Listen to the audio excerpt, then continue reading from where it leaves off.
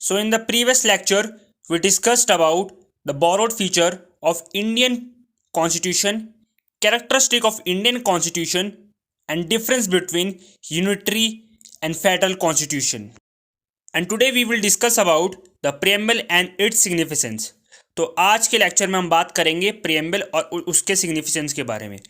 उससे पहले जान लेते हैं कि हमारे पास कितने आर्टिकल है, कितने शेड्यूल्स है और कितने हमारे कॉन्स्टिट्यूशन में पार्ट्स है। तो भैया हमारे पास ना 465 आर्टिकल्स है संविधान में, इसमें 12 शेड्यूल्स है और 25 पार्ट्स। अभी 25 पार्ट्स क्या भैया, 25 पार्ट्स है कि भैया जो हमारा जो कॉन्स्टिट्यूशन है ना, जिसमें कितना आर्टिकल है 465, तो ये आर्टिकल डिवाइड हो रखे 25 पार्ट्स में। जैसे कि आर्टिकल जो पार्ट 1 है उसमें आर्टिकल 1 से लेकर 4 तक है, जो पार्ट 2 है उसमें आर्टिकल 5 से लेकर 11 तक है, जो पार्ट 3 है उसमें 12 से लेकर 35 तक है। तो हमारे पास ना ऐसे कितने पार्ट है भैया, 25 पार्ट है।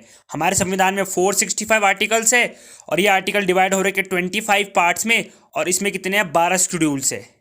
तो भाई जो हमारा प्रियम्बल है ना, उसकी स्टार्टिंग होती है we the people of India. तो मैं अगर हिंदी में समझाऊँ तो ये हमारा जो प्रियम्बल है उसमें बताया गया है कि हम लोग हैं, जो हम भारत के निवासी है, हमने अपना संविधान खुद बनाया है।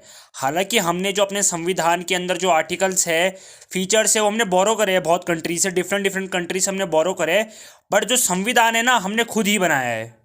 फिर उसमें लिखा है कि जो हमारा देश है वो सोवरेन है, सोशलिस्ट है, सेकुलर है, डेमोक्रेटिक है, रिपब्लिक है।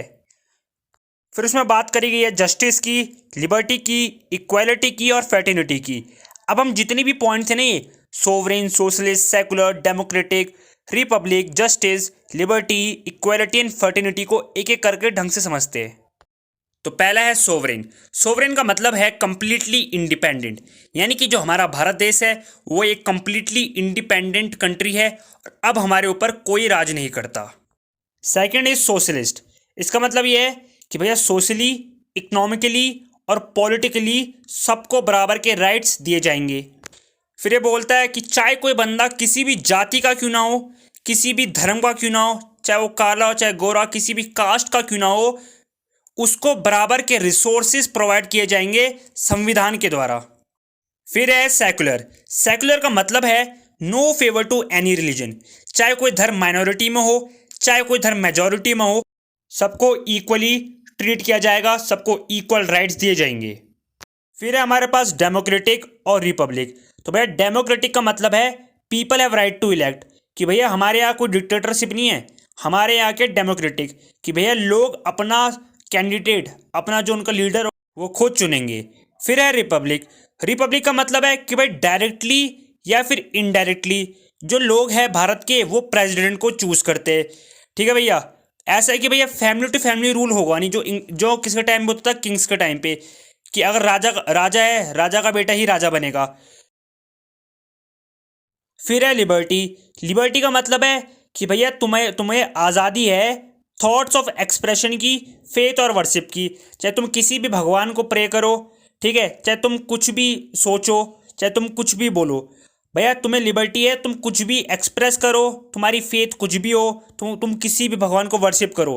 पर यहाँ पे एक कंक्लूजन ये है कि भैया देश में रह के देश के खिलाफ कुछ नहीं बोलोगे तुम, क्योंकि भैया अगर तुम्हें लिबर्टी दी जा रही है तो इसका मतलब ये नहीं कि तुम देश के खिलाफ कुछ भी एक्टिविटी करो, तुम देश के खिलाफ कुछ भी बोलो। फिर है इक्वालिटी। इक्वालिटी से मतलब है भैया इक्वल अपॉर्चुनिटी टू ऑल, सबको भारत में रहने वाले निवासियों को इक्वल अपॉर्चुनिटी दी जाएगी भैया। फिर है भैया फ्रेटर्निटी। इसका मतलब है ब्रदरहुड, कि भैया जितने भी लोग हैं भारत के सिटीजन ऑफ इंडिया, सबको भाईचारे के साथ रहना चाहिए, सबको यूनिटी के साथ रहना चाहिए। अभी हमने बात करी प्रेम्बल की। अब देखो भाई जो हमारा प्रेम्बल है ना, उसमें 3 वर्ड है सोशलिस्ट, सेकुलर, इंटीग्रिटी।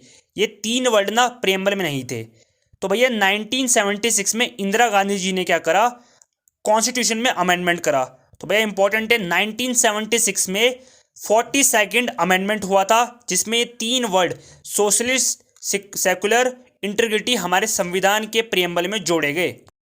अब हमारे संविधान में कितने शेड्यूल है भैया, 12 शेड्यूल है। अब ये इंपॉर्टेंट है कि ये 12 शेड्यूल याद कैसे करें, क्योंकि भैया एनडीए के पर्पज से ये 12 के 12 शेड्यूल बहुत इंपॉर्टेंट है। और क्वेश्चन जो बनते हैं ना प्रेम्बल के, वो मेनली यहीं से बनते हैं, शेड्यूल से और पार्ट से। तो भैया कैसे याद करें 12 शेड्यूल से? तो भैया एक ट्रिक क्या है कि आपको एक स्टेटमेंट याद रखनी है, टीयर्स ऑफ ओल्ड पीएम। तो टीयर्स ऑफ ओल्ड पीएम है ना, ये 12 लेटर का क्या बन रहा है, एक सेंटेंस बन रहा है। और ये 12 लेटर रिफर करते हैं किसको भैया? 12 शेड्यूल्स को। जितनी भी लेटर है ना टीयर्स ऑफ ओल्ड पीएम के, वो 12 शेड्यूल्स के क्या है, जो मेन मतलब वो है ना मोटिव्स है ना, उनको रिफर करते हैं। जैसे टी रिफर करता है टेरिटरीज को, ई रिफर करता है एमोलमेंट्स को, जो पीएम है तो पीएम का पी रिफर करता है पंचायत को, और एम है म्यूनसिपालिटीज को। आपको ट्रिक बताई दी है, ठीक है। अब थोड़ा एक्सप्लेन करता हूँ। टी रिफर करता है टेरिटरीज, यानी कि भैया इसमें बात करेंगे यूनियन टेरिटरीज से रिलेटेड। ई रिफर करता है एमोलमेंट्स क्या है भैया? सैलरी ऑफ गवर्नमेंट वर्कर्स, यानी कि जो प्रेसिडेंट होंगे, वाइस प्रेसिडेंट है, उनकी सैलरी क्या रखी जाएगी। ए यानी एफर्मेशन, ये रिफर करता है ओथ्स यानी क्या होती है? शपथ समारोह को रिफर करता है कि भैया शपथ किस तरह ली जाएगी। आर रिफर करता है राज्यसभा को, यानी कि काउंसिल ऑफ स्टेट्स को। एस रिफर करता है भैया शेड्यूल ट्राइब्स को और एरिया को। ओ रिफर करता है अदर शेड्यूल एरियाज को, जैसे एग्जांपल हो गया आसाम। एफ रिफर करता है भैया फेडरल स्ट्रक्चर। अब ये फेडरल स्ट्रक्चर क्या है भैया? इसमें हमारे 3 लिस्ट है, एक है यूनियन लिस्ट, एक है कॉन्करेंट लिस्ट, एक है स्टेट लिस्ट।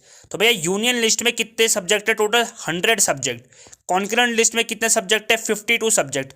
स्टेट लिस्ट में कितने सब्जेक्ट है भैया? 66 सब्जेक्ट। यूनियन लिस्ट रिफर करता है भैया किसको? सेंटर को, सेंटर के पास क्या क्या पावर है। स्टेट लिस्ट रिफर करता है जो स्टेट गवर्नमेंट है उसके पास क्या क्या पावर है। और जो कॉन्करेंट लिस्ट है वो रिफर करता है भैया सेंटर और दोनों, यानी कि सेंटर और स्टेट की पावर्स को। फिर ओ रिफर करता है भैया ऑफिशियल लैंग्वेज को। भारत में कितनी ऑफिशियल लैंग्वेज है? वो है 22 लैंग्वेज है अभी जो करंटली भारत में कितनी लैंग्वेज है? 22 लैंग्वेज। फिर एल जो है वो रिफर करता है भैया लैंड रिफॉर्म्स को, ठीक है। तो भैया जो फर्स्ट ये जो लैंड रिफॉर्म्स था ना, ये हमारे कॉन्स्टिट्यूशन में था नहीं। तो भैया 1951 ये पहला हमारा क्या था? पहला अमेंडमेंट था कॉन्स्टिट्यूशन में, इंपॉर्टेंट है। इस अमेंडमेंट के चलते लैंड रिफॉर्म्स को लाया गया। तो भैया डी रिफर करता है डिफेक्शन को, ये भी हमारे कॉन्स्टिट्यूशन में नहीं था। तो भाई 52 अमेंडमेंट एक्ट हुआ था कब? 1985 में। उसके बाद जो डिफेक्शन है उसको ऐड करा गया था हमारे कॉन्स्टिट्यूशन में। अब भैया डिफेक्शन क्या होता है? देखो आपने कोई कैंडिडेट इलेक्ट करा, अब वो किसी भी लेजिस्लेटिव असेंबली में गया, चाहे लोकसभा में गया चाहे राज्यसभा में गया। अब वो जब वो लोकसभा राज्यसभा में गया ना, अब भैया उसने क्या करा, वहाँ से लीव करा और दूसरी पार्टी में चला गया। समझ लो कोई कैंडिडेट है जो भाजपा का है, ठीक है, जो इलेक्ट होकर आया इतने ऊपर, उसने क्या करा, भाजपा को छोड़ा और दूसरी पार्टी की तरफ चला गया। तो भैया जो उसने सीट ली थी ना, जीती थी, वो अब उसे सीट मिलेगी नहीं, मतलब कि जो उसे मतलब वो एक सीट मिली थी लोकसभा की, वो रद्द कर दी जाएगी। ऐसा नहीं है कि भैया अगर वो कांग्रेस में गया तो जो सीट है कांग्रेस को ऐड की जाएगी, नहीं, वो सीट रद्द कर दी जाएगी। Then P refers to panchayat and M refer to municipality. तो भैया देखो ये तो हमारे कॉन्स्टिट्यूशन में नहीं थे, संविधान में नहीं थे। तो भैया 73rd अमेंडमेंट हुई थी 1992 में, उसके बाद पंचायत को ऐड करा गया। और 74th अमेंडमेंट हुई थी 1992 में, उसके बाद म्यूनसिपैलिटी को ऐड करा गया। इंपॉर्टेंट है एनडीए पर्पज से। अब हम बात करेंगे भैया पार्ट्स के बारे में। अब देखो भाई हमारे प्रियम्बल में है 25 पार्ट्स। अब भैया ये बहुत हार्ड है कि भैया हम 25 के 25 पार्ट याद करें, तो इसलिए हम कुछ इंपॉर्टेंट पार्ट्स के बारे में पढ़ेंगे और इंपॉर्टेंट पार्ट्स को याद रखेंगे, ठीक है। जैसे इंपॉर्टेंट पार्ट हो गया है पार्ट नंबर 1 जो है आर्टिकल 1 to 4। इसमें किसके बारे में बात की भैया? Deals with territories of India, जितनी इंडिया की यूनियन टेरिटरीज हो गई, ठीक है, उनके बारे में, उसके चीज़ के बारे में इसको यहाँ डील करते हैं। पार्ट 2 है भैया, वो कौन सा आर्टिकल से है भैया? वो आर्टिकल 5 to 11 है।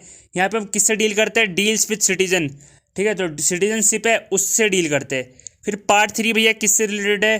12 to 35। यहाँ किससे डील करते हैं भैया? हम फंडामेंटल राइट से डील करते हैं। फिर पार्ट जो हमारा क्या है 4, वो 36 to 51 है। यहाँ पे हम किस चीज़ से डील करते हैं? Deal with directive principle. फिर भैया हमारा पार्ट 5 जो है 52 आर्टिकल से लेकर 151 तक, तो यहाँ डील करते हैं हम किससे? यूनियन लेवल में डील करते हैं, यानी कि जो सेंटर की गवर्नमेंट है, सेंटर जो है उससे डील करते हैं। फिर जो पार्ट 6 है वो है 152 से लेकर 237, तो यहाँ डील करते हैं हम भैया स्टेट लेवल में डील करते हैं। फिर बात करेंगे हम पार्ट 10 के बारे में जो है 224 से लेकर 244A यानी कि अमेंडमेंट, ठीक है, तो यहाँ डील करते हैं भैया हम किससे? STA से। तो STA क्या है भैया आपका? देखो schedule caste and schedule tribes, important है एनडीए एग्जामिनेशन पर्पज से। फिर भैया पार्ट 11 जहाँ पे 245 से लेकर 263, यहाँ हम किससे डील करते हैं भैया, यूनियन और स्टेट के रिलेशनशिप से। फिर है भैया पार्ट 16 जिसमें आर्टिकल है 324 से लेकर 329A तक, तो यहाँ डील करते हैं हम इलेक्शन को लेकर। फिर है भैया पार्ट 16 जो है आर्टिकल 324 से लेकर 329A तक, ये डील करती है भैया इलेक्शन को लेकर। फिर है पार्ट 18 जो है 352 से लेकर 360 तक, ये डील करता है भैया इमरजेंसी को लेकर। फिर है पार्ट 20, यह है 368 जो डील करता है अमेंडमेंट ऑफ कॉन्स्टिट्यूशन को। तो भैया ये थे जितने भी अभी मैंने पार्ट करे ना, ये एनडीए पर्पज से मोस्ट इंपॉर्टेंट पार्ट है और इन्हीं से क्वेश्चन बनते हैं अगर बात करी जाएंगे पार्ट्स ऑफ प्रेम्बल की। सो अगले टॉपिक में हम बात करेंगे भैया अपने कुछ नेशनल सिंबल, फिर बात करेंगे हम the union and it's territory के बारे में।